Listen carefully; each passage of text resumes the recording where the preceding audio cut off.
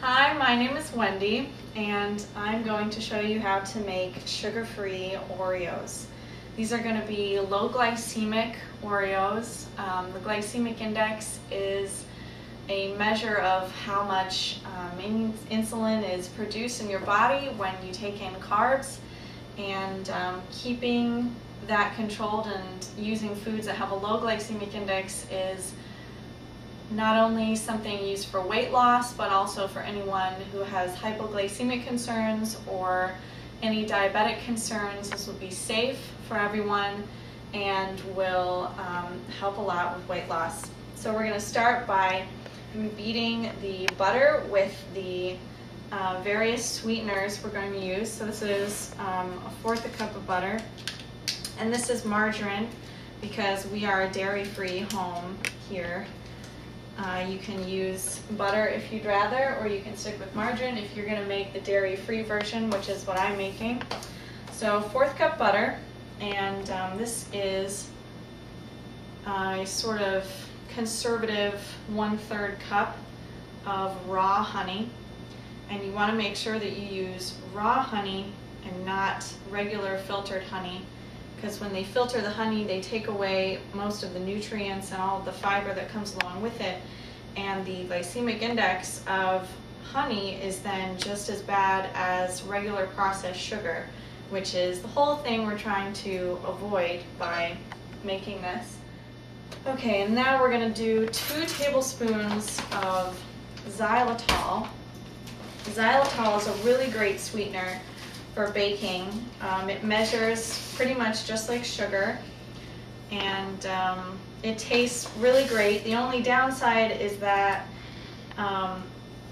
it has an endothermic reaction when it dissolves, so when you put it on your tongue, it will taste really cold. And that's something that's kind of strange if it's just in a cookie or in a frosting, but usually when we mix it up like this, it has time to dissolve in the mixture itself before it makes it to your mouth, so it'll taste fine. And it has a glycemic index of around 7, which is extremely low. This is just like sugar. This is a type of just like sugar that is meant to taste like brown sugar, so it has a little bit of molasses flavoring, no actual molasses. It's made from chicory root, vitamin C, and the peel of an orange. It has 0 glycemic index, but you really have to be careful when you bake with it because it kind of makes everything really stick together, and you can get some very strange consistencies when you're baking. So I wouldn't recommend completely replacing sugar with only just like sugar. You usually want to use a mixture of the two. The reason we're using this at all is because just like sugar browns like actual sugar, whereas xylitol does not. So in the case of an Oreo, one of the most important things is you want that really crunchy, crumbly texture to the cookie itself. And if you use only xylitol, it will not brown, and it will just stay soft. No matter how thin you roll it out, it'll stay soft and it won't be as good at all. Okay, so we're going to cream this along with half a teaspoon of vanilla. So we'll put that in right now. So the combination of these 2 sugars should make it brown properly so that we can get a really crunchy cookie just like the real Oreo. And it will taste a little different, but I don't know, I think it'll taste good. It'll be fine.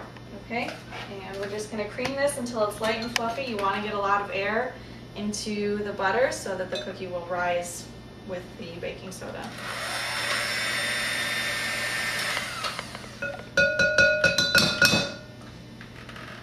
Okay, so we've whipped the butter and the sweeteners, and now it's like nice and fluffy and light, ready to go.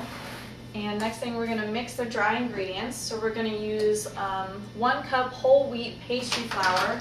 This is the kind that I buy. It's Bob's Red Mill. I haven't seen too many other companies that have whole wheat pastry flour. Lots of people have regular whole wheat flour.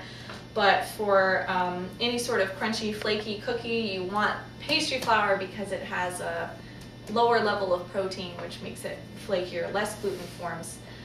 You can get this at Schnucks, pretty much any place that has a whole foods section of the store you'll be fine. So this is 1 cup whole wheat flour, and we have a ½ teaspoon of baking powder and a ¼ teaspoon baking soda already in there.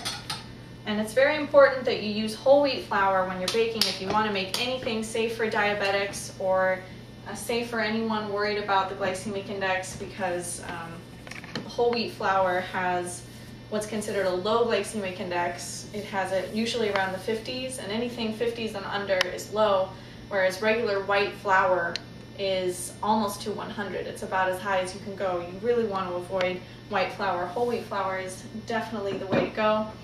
This is just a 1/3 cup plus 2 tablespoons cocoa. You can use cacao powder if you have a store near you fancy enough to sell it. This is just regular Hershey cocoa powder. And I'm going to add just an extra tablespoon of cocoa, which you don't have to do. I just happen to really like my cookies, especially for Oreos, to be extra chocolatey. Because the real Oreos in the store, you know, the whole point is that the actual part of the cookie is kind of bitter, and it, you know, goes really nicely with super, super sweet filling. Okay, so we've got that mixed. We're going to go back to our butter, and we are going to alternate the dry ingredients with 2 tablespoons of almond milk. This is unsweetened vanilla. You can use regular milk if you don't have any dairy concerns. Pretty much any milk you want to use is fine. Soy milk, rice milk, whatever you prefer.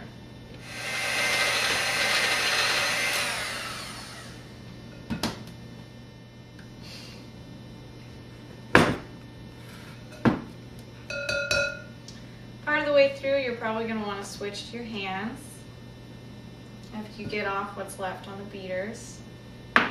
Make sure your hands are clean, because it's starting to get really coarse. It's starting to get too hard to really do with a fork right